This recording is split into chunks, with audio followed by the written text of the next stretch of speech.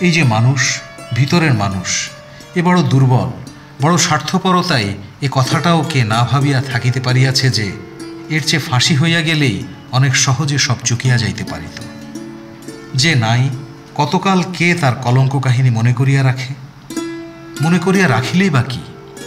গণপতি না থাকিলে এ বাড়িতে কেন তার কলঙ্কের ছায়াপাত হইবে? সেটা নিয়ম নয়।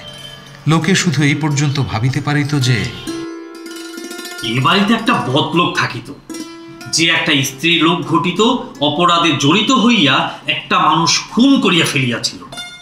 কিন্তু সে লোকটা এখন আর নাই। এবারের আবহাওয়া এখন আবার পবিত্র, এবারে মানুষগুলি ভালো। আর তা হইবার নয়, দুষ্ট মানুষ ঘরে আসিয়াছে।